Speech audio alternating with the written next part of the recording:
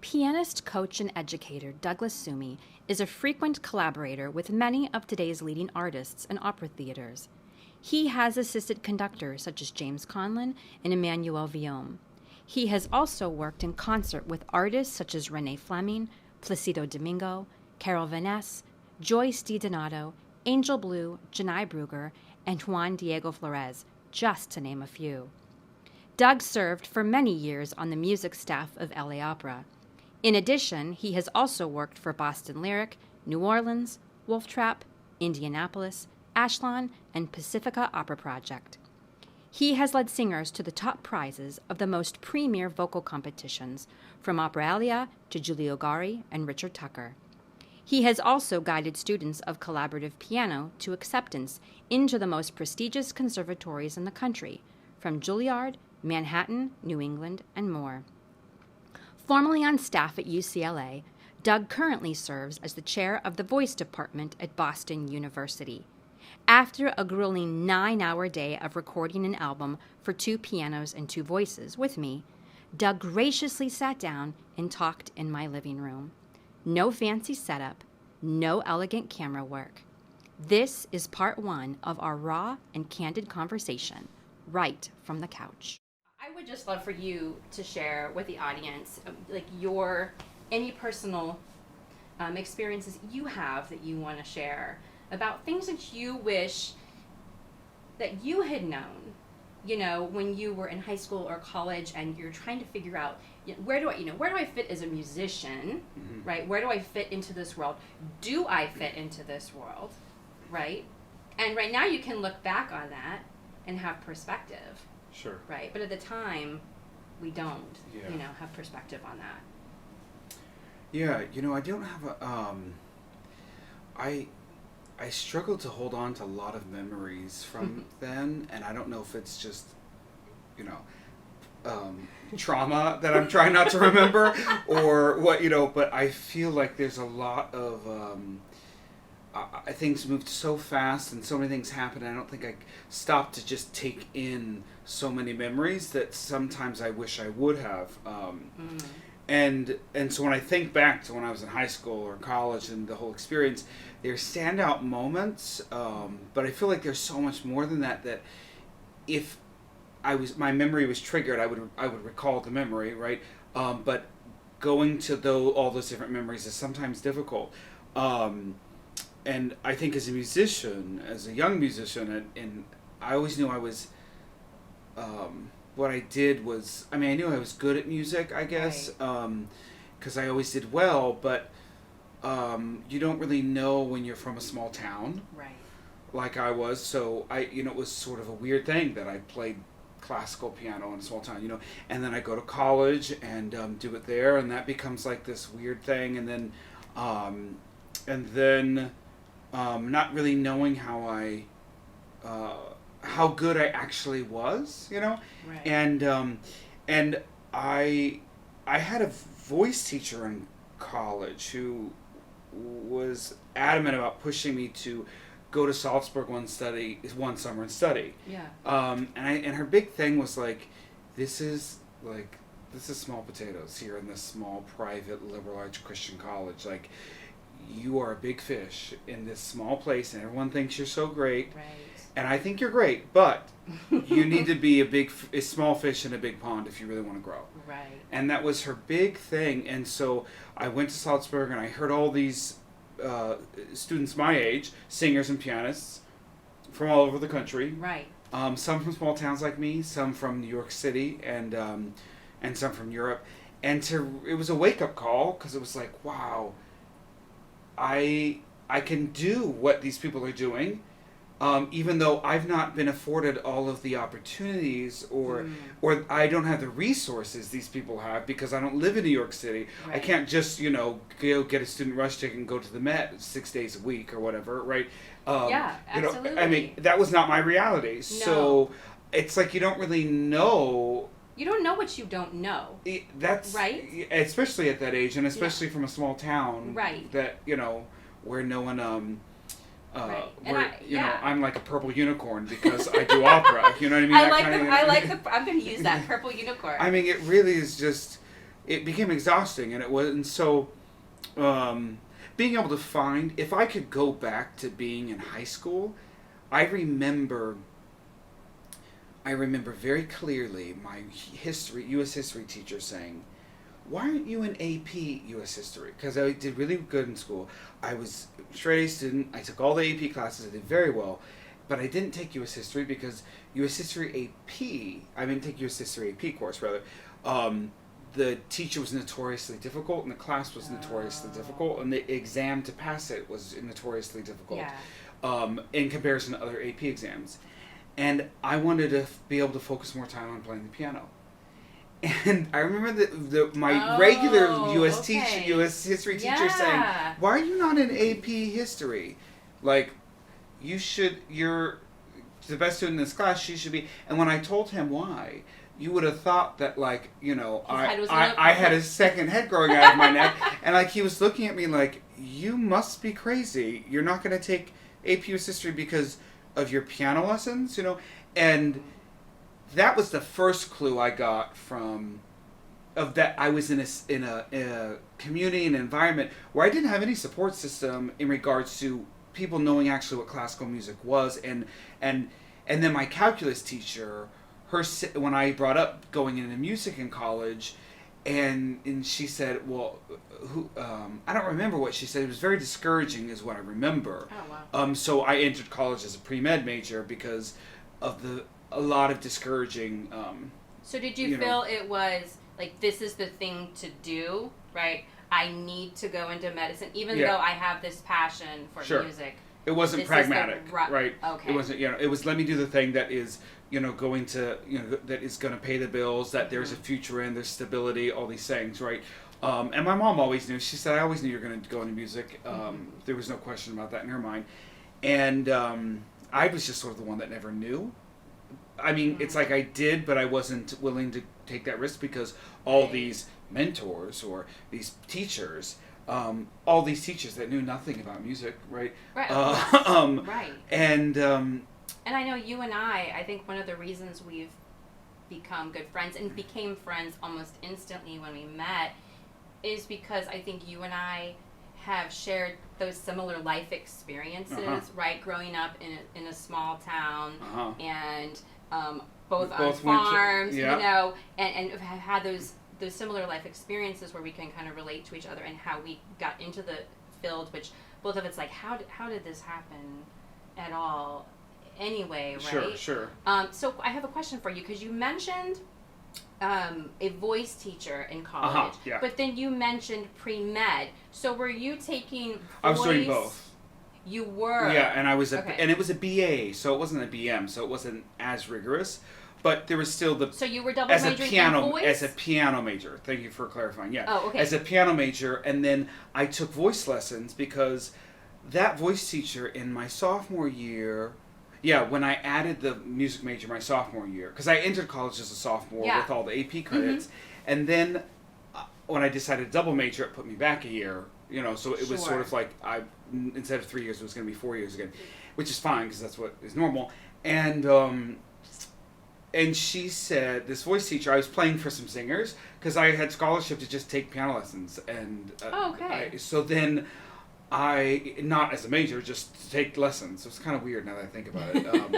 I've never really heard of that since. I remember it. I just got it was like $5,000 or $7,000 a year, and I just took piano lessons. There were no duties involved. Oh, wow. And then, of course, the choir director snatched me up to play for the choir. The voice teacher, this voice teacher I was speaking of, she had me playing for all her students. And in playing for these voice students, she had said, if you ever wanted to go into a career of coaching and accompanying, I think you would be really good. And I remember going, is that a thing? Right? Yeah. Because, all I know is, okay, there'd be a concert pianist, which is like 0.00001% of pianists in schools, or you teach. And you go, well, that's a really terrible plan B also, just because you didn't get the plan A. You know what I mean? Right. Like, you should teach because you want to teach, right? So when she said that, it opened this whole other world to me, of this field, right, that I didn't know of, that was a legitimate field and there were degrees in, right, that we now call collaborative piano. Right. Mine was in classical accompanying was the name of it at Manhattan School, but at most are now called collaborative even piano. that one, that program's called collaborative piano now. And so she encouraged me. She goes, you know, you're in choir, you're playing for the singers, you want to go into accompanying and coaching, you really should take voice lessons. And so then I started taking voice lessons because I was also singing in the choir, more scholarship money, and then I was in this really incredible place of like knowing and feeling exactly what a singer is doing when they're singing and the instruction they're receiving. So at the piano, I feel much more supportive and much more. I can empathize in a in a deeper way with what a singer is doing. I think because a lot of that foundational training. And so in regards to her, that's why I took voice lessons. Although I was a piano major and pre-med, not a voice major, but did it big for knowing that I was going to go into that, and also because I also took her diction classes. I took vocal pedagogy as a piano major because I knew I was going to be in a world of singers. So that's one thing looking back that I'm always so proud of that I did do was when I realized, okay, this person has shared with me this whole other field that I want to be a part of. Because it was in making music with singers that I realized, oh, this is what I want to do. I want to make music with other people. I don't want to be alone by myself in a practice room with a piano for 10 hours a day. I know that feeling. Yes. Not my and it's a temperament thing. And that's something I wish I would have known early on with the piano teacher who was really adamant about pushing me to do solo piano because I had the chops. And it's like, you know, I don't like that lifestyle. It is a lifestyle. Like I don't like as much as I love the repertoire, I don't want to be alone with the piano all the time like that. Yeah. And I need the connection with other musicians on a more intimate level than now, what year were you in college when you kind of had this revelation? I was gonna say epiphany, but I was a breakdown, man. I like cried for like 2-3 days straight. I feel on the phone with like my mom and with my siblings and not one sibling, one of my siblings, and some friends, and it was the middle of my sophomore year, the end of my sophomore fall semester, and and I just remember it was really emotional. Because I just felt like everything I had prepared to do for medicine in high school and everything was done. And had, you know, there's such a push for young people in high school to figure out what they need to do with their lives and figure out which way they want to go. Yes. It's At like 17, our whole life. And I'm is seeing it earlier and be... earlier in schools, so where it's like there's these tracks students are getting put on in middle school so that they know what high school to go to because they want to study. And you think, because now we have here in New York City, and I'm assuming maybe Boston has this as well. But there's the specialized high schools, the science high schools, and of course these are wonderful things that children should master. But to make that determination for your life is just extraordinary. That's I don't know one person that really truly knows. I read somewhere the average person in college changes their major 3 times. Oh wow, that's even more. I was thinking twice, but that's wow. And so I'm thinking, okay. So high school, it's fine to like put you on a path, and I was on that path, not even at a school like that, to do science and math, you know?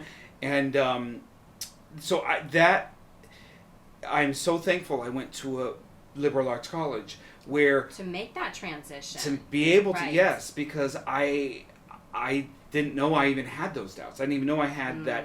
I was maybe just in denial, right? Or afraid. I was fearful of, and I think now I look and it's just like, I've been fine. I've been a musician. I went to music school. I got a master's in music. I've always had work in music. And I'm not saying it's that way for everybody. I've been very blessed in that all my jobs have always been, for the most part, have always been music. And so it's worked out in that regard. I know a lot of people are fearful of that. And it is a crapshoot, but at the same time, I think... But every field. I want to push back on you a little bit with the crapshoot thing. Because I hear that in New York City a lot as well, right? I mean, we all know artists who are doing, right, maybe they might be waiting tables somewhere and then they're doing, music as well, or all kinds of different, things.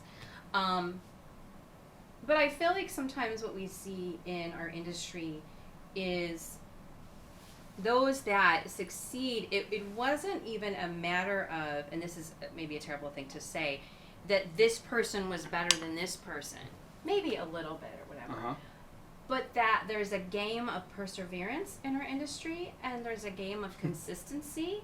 Yeah. Right? The consistency to always, like, every day. I sit down and I do my work every day, and I learn every day, and I show up for my art every day. Right? And so then, with that kind of perseverance and then that kind of consistency, then the work kind of evolves and comes out of that. And obviously, I've known you for, it's going to be 15 years this year. Yeah, it'll be 15 years, Okay, that ages us, people. But, but... She's older than me. But, when I look at your life path, and I've been there at least for the last 15 years, I see somebody who consistently puts out the work and consistently works and works to grow and grow and grow. And so that's why you are where you are. No, you are right. I mean, yes, I shouldn't say, it's not that it's a total crapshoot. It's more of, don't get me wrong. I mean, sometimes no, it's the fact that there are a million opinions out there, right? Ugh. And who's selecting who for what audition, whatever, and that's what it's. We're in a subjective world. That's the crapshoot, right? But what we can control is what's on our end, which, Absolutely. like we were speaking of, consistency and regular commitment. And I think something that is really big. I asked of the collaborative pianists in a class I teach at Boston University is called Opera Arias for Pianists. And it's a 2-sequence course, 2 semesters, where I'm teaching doctoral level pianists about how to play the canon of operatic arias. What are the standard cuts? Looking at orchestral scores and how does that play into how we play, all the things. Well, COVID hit in the middle of the second semester, the first time teaching this course, and it was hard to do a lot of things, especially for what we do, collaboration on Zoom, especially right after the pandemic hit.